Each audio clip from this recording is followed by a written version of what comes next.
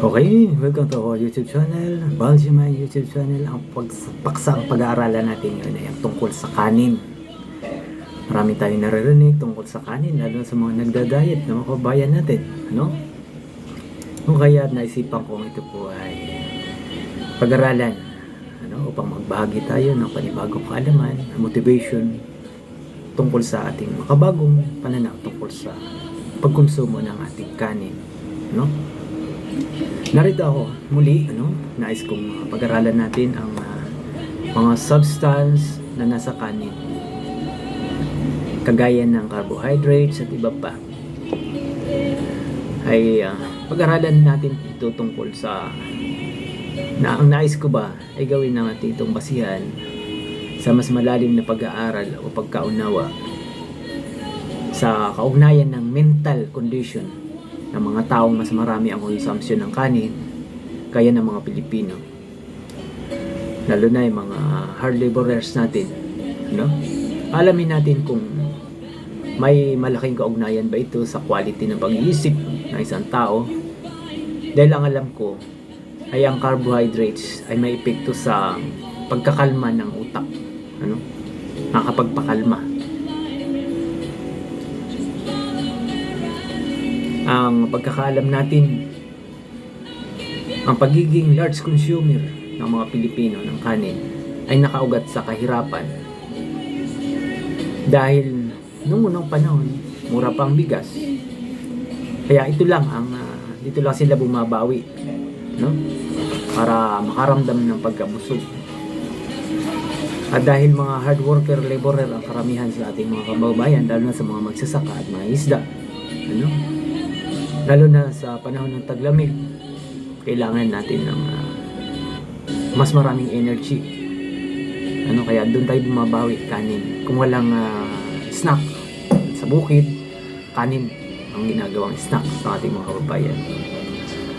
Yung mga manggagawa, lalo na mga construction workers, ay malakas ang pangailangan nila sa energy, at dito sila bumabawi sa kanin dahil puro manual ang lakas paggawa, So gawa natin ito ng isang komprehensibong pag-aaral, mga kababayan, at isang malaking karangalan, mga kababayan, na maging bahagi ko kayo sa pagbuo ng komprehensibong pagsusuring ito. Ang ating obserbasyon ay nag-uugnay sa dalawang magkaibang disiplina, ang biochemistry at sociology, no? Upang maitatag natin, mailatag natin ang isang matibay at lohikal na pundasyon para sa pag-aaral na ito. Hahatiin natin ang pagsusuri sa apat na pangunahing bahagi: ang chemical na struktura ng kanin, ang biological pathway nito sa utak, ang epekto nito sa cognitive performance, at ang socio-economic connection nito sa mga Pilipino, no? Una, ang nutritional at chemical na komposisyon ng kanin. Ang kanin partikular, ang tila pinapaborang puting kanin, the polished white rice, binubuo ito ng mga sumusunod na elemento: carbohydrates or starch. Ito ang pinakapangunahing bahagi ng kanin. Humigit kumulang 80% binubuo ito ng dalawang uri ng starch. Ang una ay ang amylose, pangalawa ay ang amylopectin. Ang amylose ay mahabang tuwid na kadena ng glucose, mas mabagal matunaw. Ang amylopectin naman ay sanga-sangang kadena ng glucose, mabilis matunaw at nagiging sanhi ng mabilis na pagtaas ng asukal sa dugo, no? Ang malagkit at malambot na kanin na paborito ng mga Pilipino ay mas mataas ang amylopectin, yung mabilis na tunaw. At ganun din ang kanin ay may micronutrients. Nagtataglay din ang kanin ng kaunting vitamin B complex, thiamine, B1 or niacin, B3, sa critical sa energy metabolism ng mga selula Bagamat nababawasan ito kapag sumailalim na sa milling process ng paggiling hanggang sa nagiging puti ang bigas. Ano? Natatanggal na yung parang kulay brown, ang pangalawang balat niya. Pag natanggal na yung pinakang matigas na balat. Ano? Ang pangalawang usapin natin dito ay ang pathway ng rice consumption sa utak o biochemical mechanism. Ang ating assessment, ang carbohydrates ay may direktang calming effect. At sinasabi rin naman yan ng mga eksperto. Pagkapakalma sa ating utak. Ngunit ang mekanismong ito ay may dalawang magkaibang epekto sa performance. Ano? Una, ang tryptophan, serotonin pathway, ang pagkalma ng utak kapag kumain tayo ng kanin. Kaya pansin natin, di ba, pagkatapos natin kumain, nakakaramdam tayo ng tila pagkaantok. Yun ay dahil dito. Kapag kumain tayo ng maraming kanin, mabilis na itataas ng amylopectin ang glucose sa dugo. Ano?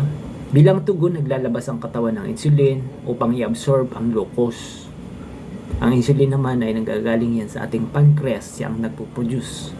Ano? Lapay.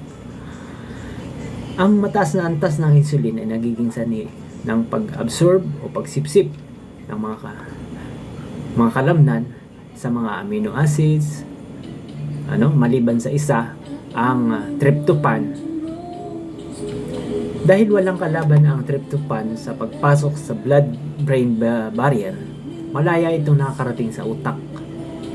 Sa loob ng utak, ang tryptophan ay nagiging serotonin, ang neurotransmitter para sa kalmado at magandang mood. No? Sa kalaunan ay nagiging melatonin, ang sleep mode hormone. Ito ang scientificong dahilan na sa likod ng tinatawag nating rice crash o ang matinding antok at pagkalma pagkatapos kumain ng maraming kanin. So ang glucose fluctuation naman, ang enerhiya ng utak.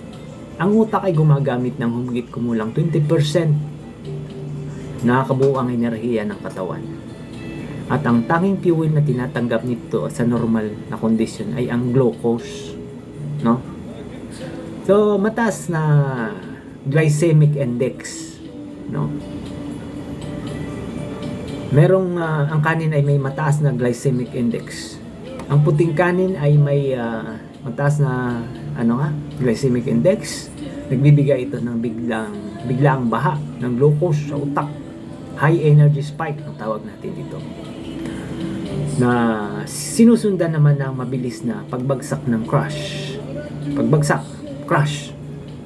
Kapag pumasok na ang insulin. So ang epekto sa quality of thinking at cognitive performance ng isang tao, kung ibabase natin sa purong lohika, paano ba naapektuhan ng diet na ito ang kalidad ng pag-iisip? No? Una, ang sustainable attention versus acute drowsiness. Pagkaantok. No? Dahil sa pabago-bagong antas ng glucose, yung tinatawag nating spike and crash, ang kakayahan ng utak na magpapanatili ng matagalang focus, malalim na critical na pag-iisip at executive function ay maaaring dumanas ng panandaliang pagbagal o brain fog, no? Sa oras ng pagbaba ng asukal, no?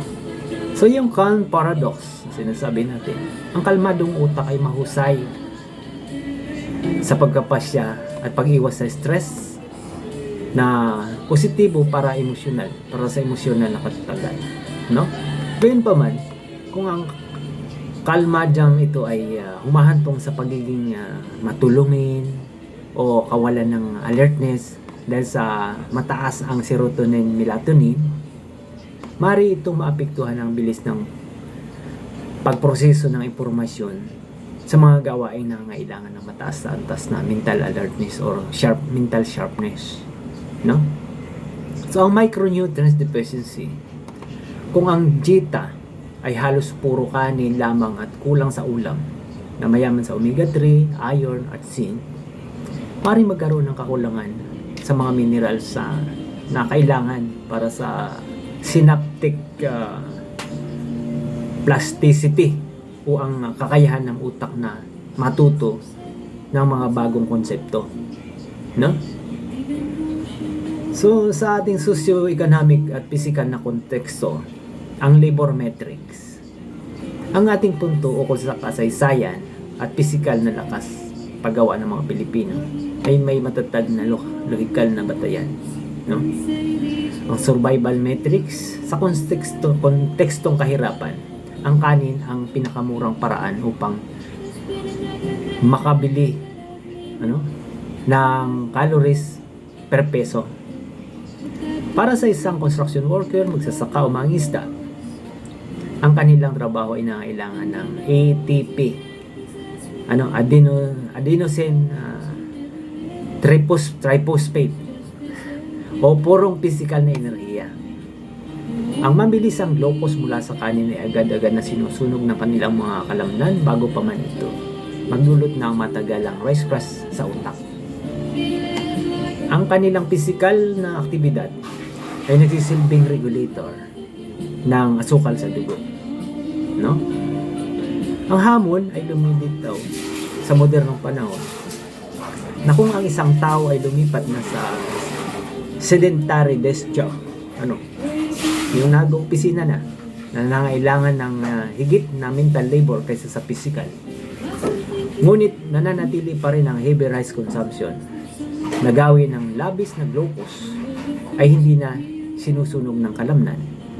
Ito ay nagiging sanhi ng talamak na pagod, panganib sa diabetes at madalas na cognitive fatigue.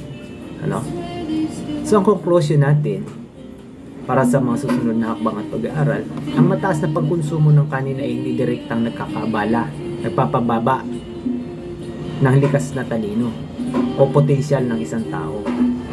Ngunit ang metabolic behavior na dulot ng puting kanin ay mabilis na spike at crash ng enerhiya kasama ang kakulangan sa iba't ibang sustansya kung purong kanin lang ang kinakain. Mas madalas ay may malalaking epekto sa araw-araw na cognitive deficiency, attention at mental endurance ng isang populasyon. Upang mas mapalalim pa natin ang pag-aaral na ito bilang batayan sa ating mga susunod na estratehiya, so sa mga susunod nating pag-aaral ay ang subukan natin tingnan ang aspeto na nais natin na sa susunod na phase ng ating pagsusuri, ang pagbuo ng isang cognitive nutrition framework para sa mga estudyante at manggagawa o mas malalim na pagsusuri sa kasaysayan kung paano binago ng kolonyalismo at komersyalisasyon ang diet ng mga Pilipino mula sa iba't ibang uri ng pananim patungong monopolya sa puting kanin. Abangan niyo po ang ating susunod na paksa kaugnay sa bagay na ito. Maraming salamat. Once again, the power of the brain be with you always.